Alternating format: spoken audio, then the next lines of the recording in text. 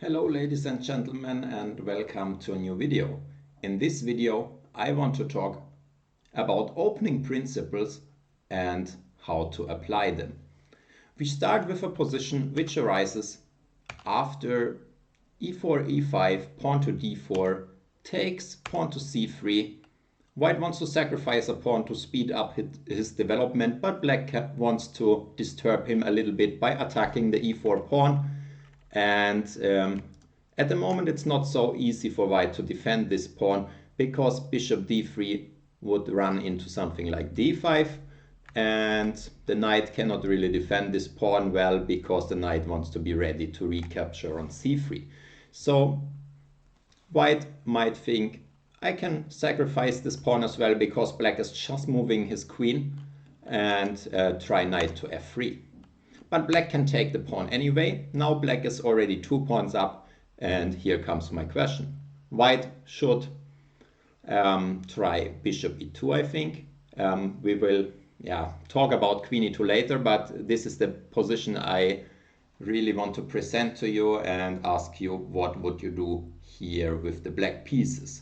There are many options. Try to find one of them you would play, and we will continue with the solution now. So before I come to the solution, the question here is basically how much is enough. Black is 2 pawns up, and that's a lot, but in the meantime he has just moved his queen. And he could stay 2 pawns up, for example, if he takes here, but maybe that's too much because he's neglecting his development. And so the question really is, should he be greedy? Should he take a second pawn? Or should he give back the pawn? And if so, in which circumstances? So the answer to this is 1 pawn is enough, because development really matters. And if we can return this pawn, we gain a lot of time for our pieces to come out. Now it's a question how to return the pawn. So the solution is we can put it to d3. Because of the big threat taking on e2, white is basically forced to take there with the queen. And after the queen trade, we are a solid pawn up. The development issues are not any longer really crucial because there are no queens on the board. An attack is not really happening, and black is much better. 1 pawn can be enough to win the game, and it's important to prevent all kind of counterplay, and black is just a lot better here.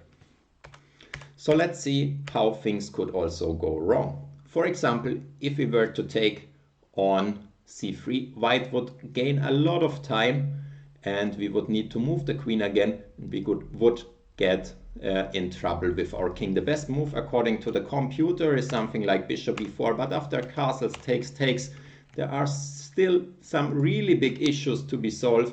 We are 2 pawns up, but we have not developed a single piece except our queen. And especially, even if we develop with knight to e7, there is rook e1, we still cannot castle because bishop d3 would win our knight, and black is in huge trouble. White is also objectively a lot better here, and this is all caused by the neglecting the development.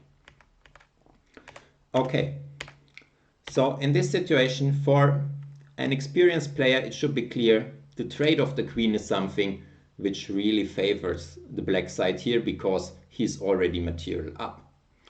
And all the other ways to give the pawn back, like for example knight c6, they are just inferior because they don't trade the queens. And after something like this, white will again gain some time chasing the black queen, and maybe also try to keep the black king in the center. So out of all those options, returning the pawn, this is the most forcing and the most powerful because the queens get off.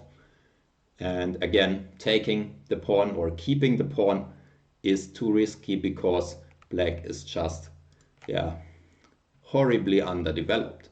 So I hope this was instructive for you. Hope you could learn something about how much is enough, why it's sometimes better just to take 1 pawn if you take 1 pawn at all, and learn some general opening principles. So thanks for watching, and I hope to see you next time. Goodbye.